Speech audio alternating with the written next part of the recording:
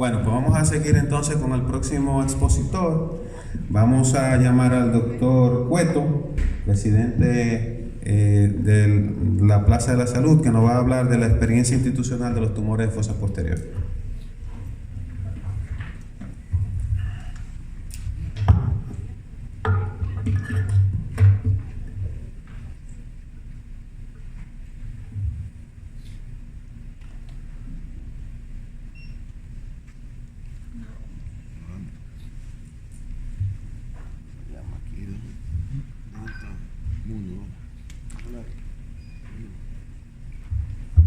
Buenos días, agradecer a la Sociedad Dominicana de Neurología y Neurocirugía por permitirnos hacer la ponencia y presentación de este tema el día de hoy. El tema que voy a tratar va a ser tumor de fosa posterior, experiencia institucional. Realmente es el conglomerado de todas las vivencias que ha tenido el Departamento de Neurocirugía a lo largo de un periodo desde el 2012 hasta junio del 2019. Iniciando, quiero hacer reconocimiento de que no tengo ningún conflicto de interés con esta presentación. Mi objetivo realmente al hacer esta investigación era determinar el tipo de lesión que estaba en prevalencia bajo la población que tenemos influencia en el Hospital General de la Plaza de la Salud, analizar la frecuencia con que eran diagnosticados específicos tumores en la fosa posterior y estudiar los criterios diagnósticos y de tratamiento que actualmente se utilizan a nivel mundial con fines de ser aplicados en la práctica con nuestros pacientes. Hay cosas que no han variado mucho. Los tumores de fosa posterior los vamos a dividir en muchísimos grupos, pero podemos acomodarlos en tres específicamente. Primero tenemos los tumores uroprotuberanciales, los tumores que son propiamente del cerebelo, los tumores que son también de los nervios craneales y las meninges. Todo eso enfrascado en esa cajita pequeña que está en la parte posterior del cráneo llamado fosa posterior.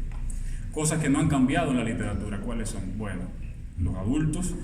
Es más predominante los tumores supratentoriales que infratentoriales, las estadísticas siguen siendo igual, el porcentaje sigue siendo igual, eso no ha cambiado.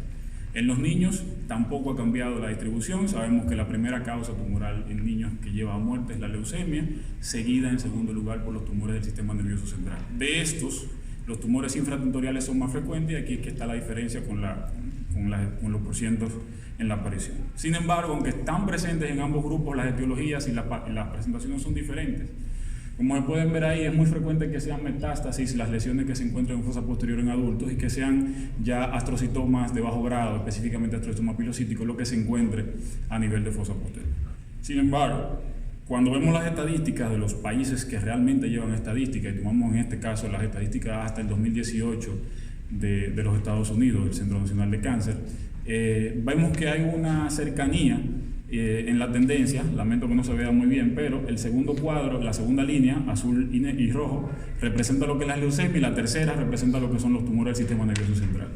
La leucemia ha ido estudiándose con un poquito más de ahínco por la parte de los clínicos y de hecho yo me atrevo a decir, muy prematuramente, que ahora mismo sabemos más de leucemia que cómo se tratan los tumores de fosa posterior en cuanto al seguimiento a futuro, lo que viene para darle el tratamiento. De hecho, hay una menor incidencia de fallecimiento al cabo de 5 años por leucemia, ahora mismo en los Estados Unidos, que por tumores de fosa posterior. ¿Pero a qué se debe eso? Eso ha cambiado, depende del grupo, de 0 a 14 años, de 14 a 19 años. En algunos casos, los tumores de fosa posterior han tenido una mejor evolución, en otros casos, una peor evolución.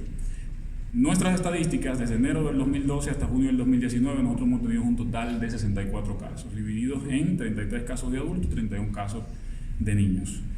Hay que resaltar que la población pediátrica de nuestro hospital representa el 20% aproximadamente de la consulta y que todos los tumores de fosa posterior que son operados en el Hospital General de la Plaza de la Salud son intervenidos por el mismo equipo quirúrgico y que son seguidos el diagnóstico por el mismo patólogo, ampliamente conocido entre nosotros.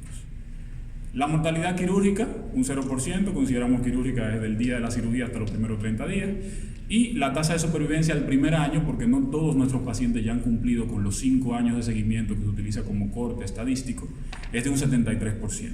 Cuando comparamos la casuística y los diagnósticos, tenemos una discrepancia en cuanto a las estadísticas internacionales dependiendo de qué país se investigue. Los ependimomas en muchos países es el tumor de fosa posterior predominante en los niños. En nuestro caso nosotros tenemos una alta incidencia de meduloblastomas en primer lugar, precedido por los gliomas de bajo grado, el astrocitoma pilocítico. Ya hay otros diagnósticos patológicos que se ven más a adultos, que no los hemos tenido registrados en niños, como son papilomas del plexo coroideo, meningiomas en fosa posterior, etcétera, etcétera. Si comparamos estas estadísticas de nosotros con lo que son las estadísticas que reporta el Centro Nacional de Cáncer de los Estados Unidos, vemos que la tendencia en cuanto a la supervivencia a 5 años se mantiene relativamente igual, con un 72% de supervivencia para el medulloblastoma a los 5 años. Nosotros tenemos un corte a 1 año, porque quiero que todos los pacientes lleguen al 5º año, posteriormente le daremos seguimiento. Y lo que son los ependimomas con una supervivencia de un 83%. En nuestro caso un poquito más bajito, aunque el 100% de la muerte que hemos tenido en tumores de fosa posterior en niños ha sido por medulloblastomas. En Estados Unidos se estima que van a haber 357 nuevos casos diagnosticados de medulloblastoma por año y 1098 casos diagnosticados por ependimoma por año. O sea, debe haber 3 ependimomas por un medulloblastoma que se diagnostique. Estos son casos especiales que nosotros tenemos que nos llaman mucho la atención, y entonces queremos hacer una comparación de cómo es la evolución de los pacientes, que es el sentido real de esta conferencia. Este es un masculino de 4 años que llegó con los signos característicos de un síndrome de hipertensión intracraneal. Tenía esa voluminosa lesión en fosa posterior ocupando todo el espacio. Ahí se puede ver la visualización de cuando se expuso ya y se abrió la dura. Realmente se hizo una resección altamente satisfactoria, que es total. Tenemos un reporte histopatológico de un medulloblastoma. Llama la atención el reporte medulloblastoma. Hasta 2007 teníamos una clasificación de los tumores del sistema nervioso central en base a la histología, el estudio visual que hace el patólogo. Pero esa misma clasificación tiene subdivisiones en el clásico, en el modular, etcétera, etcétera. Pero hasta ahora lo tenemos así. Este otro masculino, en este caso 14 años, que si uno lo mira muy rápido, pues es un astrocitoma pilocítico, tiene un quiste, tiene un nódulo mural, tiene realce periférico. No lo es. Realmente, cuando se llegó a cirugía, el diagnóstico, bueno, un glioma grado, eso cae dentro de los astrocitomas pilocíticos, pero no. Paciente, al cabo de 2 meses hace una recidiva tumoral, crece, lo llevamos a cirugía, se toma la muestra de nuevo, pues perfecto. Un glioma maligno grado 4. Bueno, ¿qué se espera con este paciente? Una evolución tan agresiva, fallece. Tenemos otro caso, otro tumor muy parecido al primero, de fosa posterior, voluminoso, síndrome de hipertensión intracraneal, se lleva a cirugía, se le hace una resección subtotal, vamos a decir subtotal porque quedó un poquitito como se puede ver ahí. Si se toma en cuenta que en la cirugía el paciente hizo una bradicardia severa en 3 ocasiones, es mejor detenerse y dejarlo vivo para darle radio que llevárselo en el proceso. Nos reportó un ependimoma grado 2. Y este otro caso, que parece ser un poco más pequeño que el primero, que uno diría, bueno, también se le puede hacer una resección total. Se le hizo una cirugía al paciente, como se puede ver en la imagen de abajo, se reporta un ependimoma, pero este paciente viene y fallece. Entonces yo tengo estos 4 casos, 2 fallecidos, 2 que han sobrevivido. Podemos hacernos la siguiente pregunta: ¿existe alguna razón que nos pudiera explicar el por qué la diferencia en la evolución de estos pacientes, más allá de decir, no, la pericia del equipo quirúrgico, los pacientes hay que individualizarlos? Esa es la parte general. Ahora, debe de haber una razón científica que me explique por qué está sucediendo esto. Sí, en junio de este año el Instituto Nacional de Cáncer hizo esta publicación donde dice que las neoplasias de la infancia son iniciadas por la fusión de lo que son los genes. Y aquí viene la boba de ahora. Los genes.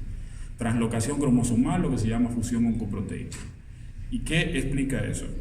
Eso no viene a estudiarse desde ahora. De hecho, en 2016 la Organización Mundial de la Salud comenzó a estudiar lo que eran los genes y modificó la clasificación que nosotros hasta ahora estamos usando para los tumores del sistema nervioso central, desde el estudio solamente histopatológico a lo que es la inmunohistoquímica, la biología molecular. Entonces lo que hay es que estudiar la molécula del tumor en la célula, y eso me explica por qué uno es más agresivo, por qué otro no es tan agresivo, aún siendo el mismo. Hago un estrato a lo que nos trae a colación ahora, que son estos 2 grupos básicos, los medulloblastomas, y del otro lado tenemos astrocitomas, y vemos que ya la Organización Mundial de la Salud ha clasificado cuáles tumores tienen un riesgo muy elevado de tener una evolución no satisfactoria, de tener una evolución muy agresiva. En este caso, en los medulloblastomas tenemos el factor Wingles, el WNT, y el factor del Sonic Hedgehog, el SHH, que cuando están presentes tienen un factor de buen pronóstico, pero cuando están ausentes, lo que sucede es que esta proteína, en el caso específico del WNT, el Wingles, cuando está presente, él se encarga de hacer una translocación a nivel del núcleo, mediado por el citoplasma, con un proceso de una vía canónica que corrige errores que ocurren a nivel del núcleo de la célula tumoral. Cuando no está presente, se inhibe y comienzan a verse alteraciones en el TP53 y una serie de proteínas oncoprotectoras que ustedes van a encontrar a nivel del núcleo. Para resumir, esto se ha estudiado en muchísimas trabajos y papers que se han modificado. Pero ¿cuál es el fin de eso? El fin de esto es hacer un estudio que justifique la creación de fármacos destinados al tratamiento molecular del tumor y no ya solamente al que a todo el mundo le voy a dar temozolomida, a que le voy a dar radiación, sino que tiene que haber un tratamiento enfocado. Y de hecho aquí se ven los fondos que se destinan, 30 segundos, para eso, que justifican que los laboratorios hagan investigaciones mayores que se dediquen específicamente a estudiar la célula. En conclusión, nuestra población bajo influencia presenta una mayor incidencia de tumores de fosa posterior en adultos, contrario a los datos globales. Existe una presentación de medulloblastoma en un mayor caso que dependimos más de nuestros pacientes. Se mantiene la tasa de supervivencia en relación, claro, con el margen de que nosotros tenemos a 1 año de seguimiento en muchos casos y el corte es a 5. Y por último, las recomendaciones es que determinar la biología molecular de los tumores de fosa posterior es fundamental para lo que es entender el correcto comportamiento de los tumores. Y enfocar el tratamiento en base a los resultados de biología molecular nos da una mejor orientación sobre lo que es el riesgo latente de recidiva tumoral que puedan tener nuestros pacientes. Muchísimas gracias.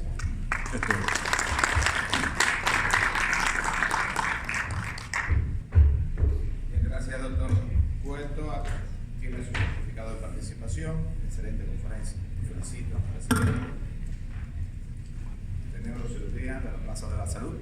Vamos a pasar a la siguiente presentación. Vamos a presentar al doctor Malof, quien nos acompaña desde Bogotá, Colombia, sí.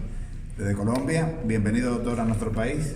Esperamos que su experiencia en esta isla sea de mucho agrado para usted. Y tiene 2 exposiciones, puede pasar una.